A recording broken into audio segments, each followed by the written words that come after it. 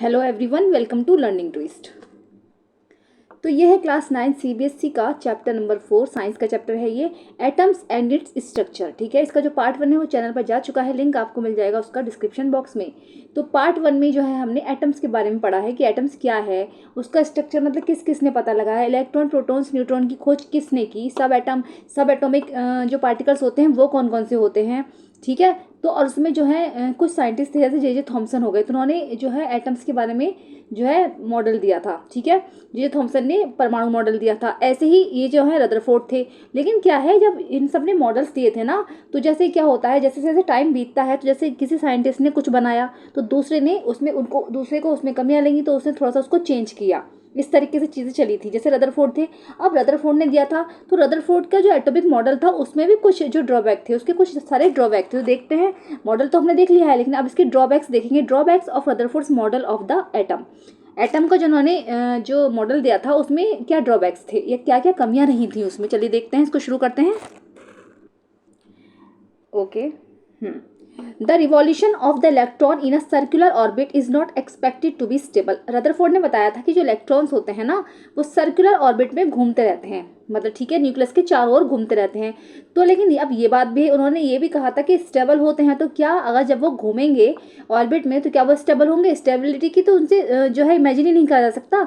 Any particle in a circular orbit would undergo acceleration. ठीक है, कोई भी पार्टिकल जब सर्कुलर ऑर्बिट में घूमेगा तो उसमें एक्सेलरेशन होगा। ड्यूरिंग एक्सेलरेशन, और एक्सेलरेशन के दौरान क्या होता है, जो चार्ज पार्टिकल्स होते हैं जब वो घूमते हैं तो चार्ज थे, वो बताया था पहले कि कौन कौन से चार्ज पार्टिकल्स थे। जो चार्ज पार्टिकल्स थे, तो जब वो घूमेगा, जैसे मान लीजिए ये न्यूक्लियस है, इस तरीके से यहाँ पर जो है वो अपनी ऑर्बिट में जो है, ये ऑर्बिट है सारी, तो अगर कोई घूम रहा है यहाँ पर, जैसे इलेक्ट्रॉन है, अगर वो घूम रहा है तो क्या है, उसमें बहुत ज़्यादा एनर्जी है इस टाइम। तो लेकिन जब वो घूमते घूमते घूमते घूमते टकरा रहे हैं आपस में, घूम रहे हैं मतलब, सॉरी, तो एनर्जी लूज कर रहे हैं। वो इधर को साइड को जो है क्या निकल रही है, एनर्जी निकल रही है।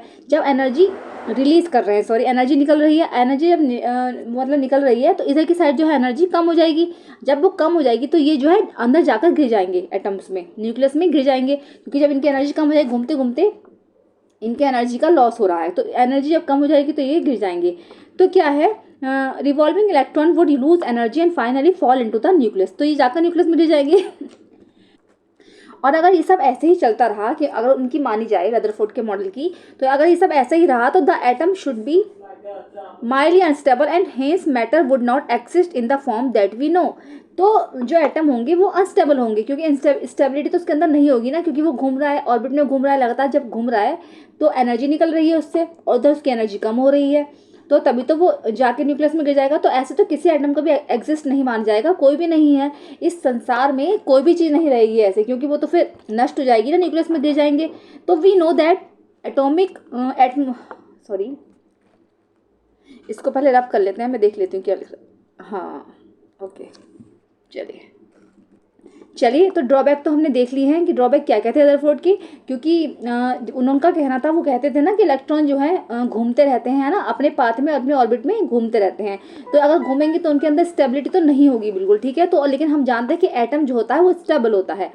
तो ये कुछ कमियां थी, कुछ ड्रॉबैक थे उनके मॉडल में। चलिए अब जो नेक्स्ट है साइंटिस्ट, वो है bourse.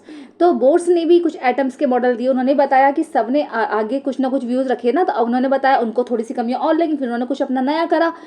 In order to overcome the objection raised against Rutherford's model of the atom. जब उन्होंने भी रदरफोर्ड के मॉडल में ऑब्जेक्शन लगा उनको भी, तो उन्होंने भी कुछ चीज़ें बताई। Niels Bohr put forward the following postulates about the model of an atom. उन्होंने भी कुछ एटम के बारे में, मॉडल के बारे में बताया, जैसे only certain special orbits known as discrete orbits of electrons are allowed inside the atom. उन्होंने कहा कि हाँ, इलेक्ट्रॉन घूमते तो हैं, रदरफोर्ड ने जैसे बताया कि इलेक्ट्रॉन अपनी कक्षा में चक्कर लगाते रहते हैं ऑर्बिट में, लेकिन क्या होता है, लेकिन कुछ स्पेशल ऑर्बिट्स होती हैं जिसके अंदर वो घूमते हैं। While revolving in discrete orbits the electrons do not radiate. और घूमते टाइम क्या होते हैं, जब ये डिस्क्रीट ऑर्बिट्स होते हैं तो क्या होता है, ये जो है इलेक्ट्रॉन्स जो होते हैं वो एनर्जी को रेडिएट नहीं करते हैं। ठीक है, ये दो चीज़ें उन्होंने बताई थी। चलिए अब देख लेते हैं नील्स बोर कौन है। इनके बारे में अगर आपको जानना है, एमसीक्यूज में आते हैं ये क्वेश्चन। नील्स बोर का जन्म 1885 में हुआ था और 1962 में इनकी मृत्यु हुई। Was born in, okay, was born in Copenhagen on 7 अक्टूबर 1885। इनका जन्म हुआ था कोपेनहेगन में 7 अक्टूबर 1885 को। He was appointed professor of physics at Copenhagen University in 1916। उनको 1916 में कोपेनहेगन यूनिवर्सिटी का जो प्रोफेसर फिजिक्स का नियुक्त किया गया था। He got the Nobel prize for his work on the structure of atom in 1922 में एटम का स्ट्रक्चर बताने के लिए उनको नोबेल प्राइज भी मिला। Among professor Bohr's numerous writings 3 appearing as books are. इसके अलावा वो राइटिंग भी करते थे। 3 अपेयरिंग बुक्स, उनकी जो बुक्स थी वो हैं the theory of spectra and atomic constitution. कौन सी थी? The theory of spectra and atomic constitution. Second है एटॉमिक थ्योरी एंड थर्ड है the description of nature. 3 books जो है उन्होंने लिखी। राइटिंग का उनको शौक था। ठीक है, चलिए देखेंगे आगे। तो दीज ऑर्बिट्स और shells are called energy levels. अब जो ये ऑर्बिट्स होते हैं उनको शेल्स भी कहा जाता है। ये सब जो है एनर्जी लेवल्स हैं। Energy levels in an atom are shown in figure 4.3। तो देखो ऐसे होते हैं, मैं बताती हूँ आपको। जैसे क्या होता है, ये होता है हमारा न्यूक्लियस। ठीक है, ये न्यूक्लियस है, इसके जो बराबर में ऊपर की साइड है ये ऑर्बिट, ये हो गया हमारा के शेल। इसको के शेल माना जाता है।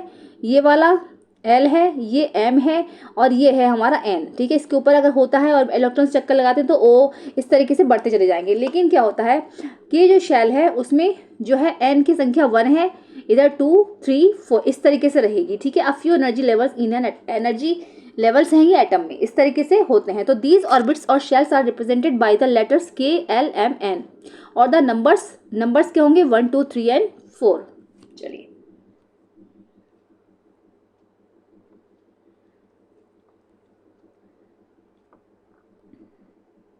अब आएगा जो टॉपिक आएगा वो आएगा न्यूट्रॉन्स के बारे में। हमने देखो इलेक्ट्रॉन्स के बारे में पढ़ा, प्रोटॉन्स के बारे में पढ़ा है ना, तो अब न्यूट्रॉन्स के बारे में देखेंगे। तो 1932 में क्या हुआ था, जे चैडविक ने, इसको पता होना चाहिए किसने किसकी डिस्कवरी की है। तो 1932 में जे चैडविक ने डिस्कवर्ड किया था another subatomic particle which had no charge and a mass nearly equal to that of a proton. ठीक है, तो मतलब पता लगाया था।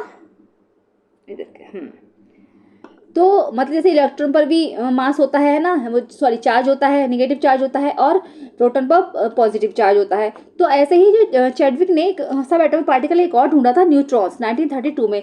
उसमें उन्होंने बताया था कि इसके ऊपर कोई चार्ज नहीं होता एंड अ मास नियरली, और उसका जो मास होता है वो होता है प्रोटॉन के मास के बराबर।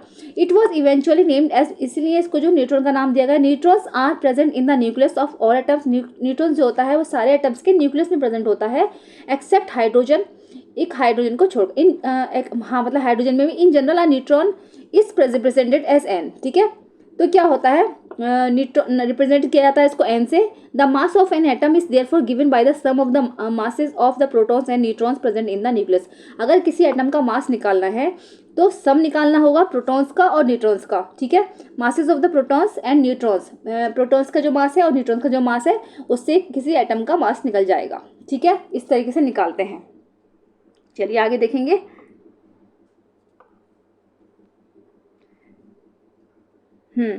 हाँ, इसमें ये था एक्सेप्ट हाइड्रोजन, सॉरी, कि हाइड्रोजन में मतलब न्यूट्रॉन्स नहीं होता है। ठीक है, बाकी सब में होता है।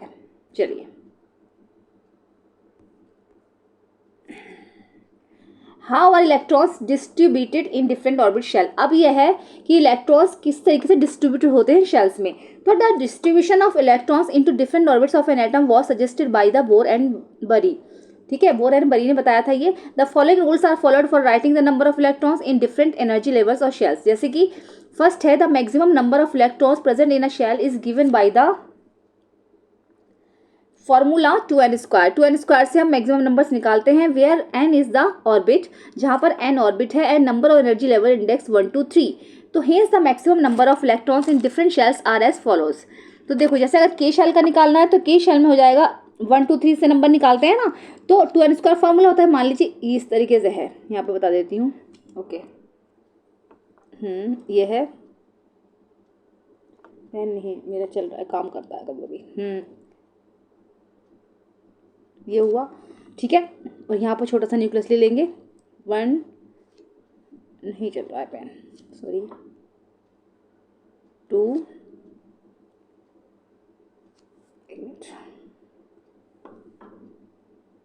3 एंड 4। ठीक है, इस तरीके से अगर है तो फर्स्ट वाले का इसका हो जाएगा आपका 2 1² 2n² कर रहे हैं ना, 1 का स्क्वायर कर देंगे तो 1 1 जा 1, 2 1 जा 2 हो जाएगा, इसमें 2 इलेक्ट्रॉन्स रह सकते हैं, ठीक है।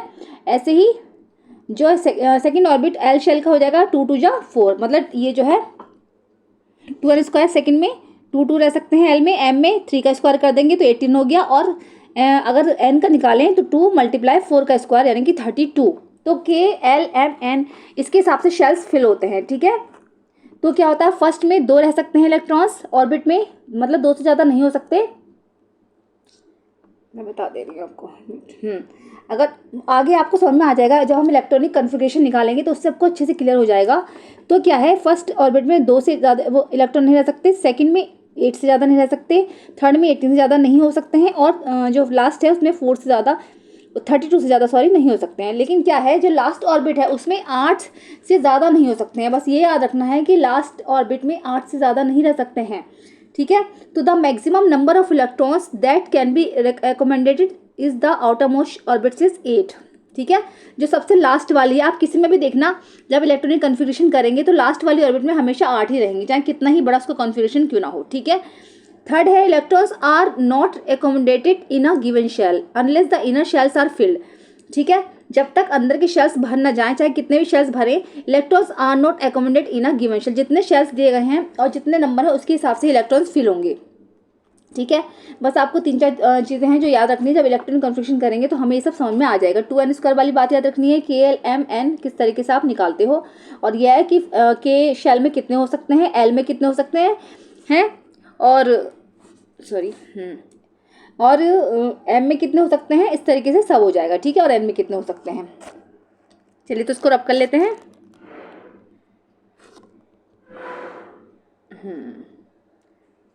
चलिए आगे देख लेते हैं। Atomic structure of the first 18 elements is shown, जो है सिमेट्रिकली इन फिगर 1 इसमें देख रखा है, देखो है ना। जैसे हाइड्रोजन में 1 प्रोटॉन 1 न्यूट्रॉन होता है, तो हाइड्रोजन का क्या होगा, हाइड्रोजन में तो जो है इस तरीके से हाइड्रोजन में न्यूट्रॉन नहीं होता है, तो 1 जो है इसके ऑर्बिट में रहेगा, ठीक है, 1 ही रहेगा। ऐसी लिथियम का देखेंगे आप, फर्स्ट ऑर्बिट में 2 है और लास्ट में 1 है, ठीक है। ऐसी बेरिलियम का में 4 होता है, तो 2 और 2 इस तरीके से डिवाइड होगा, सारे आप देख लेना इस तरीके से डिवाइड हो जाते हैं ये सारे, ठीक है। चलिए जब कन्फिग्रेशन करेंगे तो सब समझ में आ जाएगा, समझा दूंगी मैं। चलिए, तो the composition of atoms of the first 18 elements is given tell for 1 दे रखा है, ठीक है। अब जो नेक्स्ट टॉपिक आएगा वो हमारा आएगा वैलेंसी। वैलेंसी क्या होती है, तो we have learn how the electrons in an atom are arrange in different shells. हमने देखा कि कैसे डिफरेंट शेल्स में जो इलेक्ट्रॉन्स होते हैं वो अरेंज होते हैं। तो the electrons present in the outermost shell of an atom are known as the valency electron, और आउटर मोस्ट शेल में जो इलेक्ट्रॉन्स प्रेजेंट होते हैं वो कहलाते हैं valency electrons. From the Bohr-Bury scheme, we also know that the outermost shell of an atom, उनकी बोहर-बरी scheme से हमें पता चलता है कि outermost shell में जो एटम होते हैं वो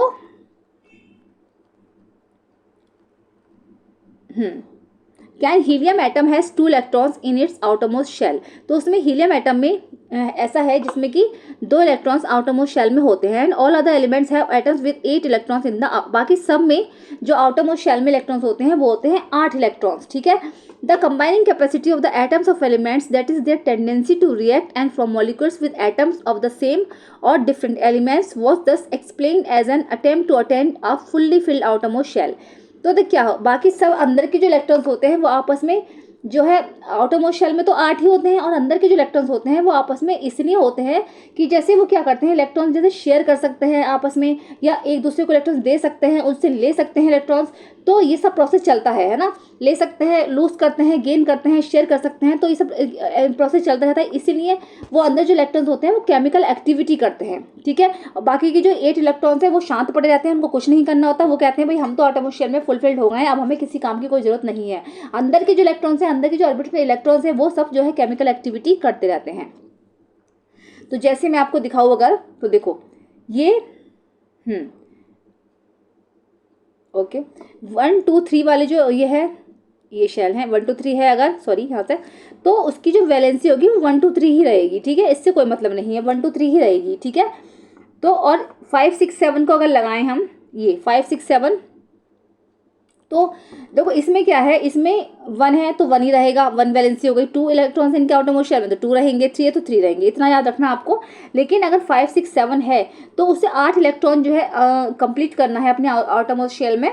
तो क्या होगा मैं बताती हूँ अभी आपको। तो इतने सारे जो ज़्यादा है 5 तो ये दे तो सकता नहीं, तो ले लेगा ये, तो 3 इलेक्ट्रॉन ये ले सकता है इधर से। ऐसे अगर ये 6 है तो 2 ले लेगा तो 8 हो जाएगा, है ना, 8 करना है आउट ऑफ वो शेल में। ऐसे ही जैसे 7 है तो 1 ले लेगा और ये 8 कर लेगा, इस तरीके से आउट ऑफ वो शेल कंप्लीट हो जाएगा। तो ये वैलेंसी जो हो गई इसकी, जितने लेगा उतनी ही उसकी वैलेंसी बन जाएगी। जैसे इसने 3 लिए तो 3 हो गई वैलेंसी, 6 थे 2 लिए तो 2 हो गई, और 7 था तो 1 लिया तो 1 हो गई इसकी वैलेंसी। इस तरीके से ऐसे ही 1 2 3 वाला है कि इसमें क्या है, इसमें जो है 1 इलेक्ट्रॉन जो है ये इधर से दे देगा तो 2 हो जाएंगे, ठीक है। ये 2 ही था तो ये 2 ही रहेगा, ऐसे 3 था तो 3 रहेगा, इस तरीके से होता है, ठीक है। तो बस हमें ये पता लगाना है कि वैलेंसी किसकी कितनी है, आगे क्लासेस में आपको अच्छे से समझ में आ जाएगा। चलिए देखते हैं और बाकी। तो ये जो रूल्स होता है ना, ये ऑक्टेट रूल्स बोलते हैं, इसको क्या बोलते हैं, ऑक्टेट रूल, और इनको इनर्ट गैसेस कहा जाता है। Atoms would thus react so as to achieve an octet in the, और ये जो एटम्स हैं वो जो रिएक्ट करते हैं वो इसलिए करते हैं कि वो अपना ऑक्टेट शेल बना सकें, है ना, इसलिए करते हैं। मतलब the number of electrons gain, वो चाहे नंबर का गेन कर ले लें या फिर लूज करें या फिर शेयर करें, as to make the octet of electron, जिससे कि वो 8 इलेक्ट्रॉन्स वाला शेल बना सके इन द आउटरमोस्ट शेल। तो give us directly the combining capacity of the element. तो that is the valency discuss in the previous chapter, जैसे कि हमने प्रीवियस चैप्टर में वैलेंसी को डिस्कस किया था। For example hydrogen lithium sodium atoms contain 1 electron. Example के लिए hydrogen helium lithium sodium atoms contain 1 electron each in their outermost shell, ठीक है, 1 इलेक्ट्रॉन जो है इनके आउटरमोस्ट शेल में है। तो therefore each one of them can be lose 1, इसीलिए ये 1 इलेक्ट्रॉन जो है लूज करेगा, ठीक है। तो ये जो हो जाएगा, so they are said to have valency, इसलिए इनकी जो वैलेंसी है वो 1 हो गई। Can you tell what is valency of magnesium and aluminium, क्या आप बता सकते हो मैग्नीशियम और एल्यूमिनियम की वैलेंसी कितनी होगी? It is 2 and 3 respectively, because magnesium has 2 electrons in its outermost shell. तो देखते हैं, ये रही है ना, मैग्नीशियम है जो 2 इलेक्ट्रॉन्स आउटरमोस्ट शेल में, इसलिए एल्यूमिनियम में भी 3 है, ठीक है। इस तरीके से इनका देख लेंगे हम।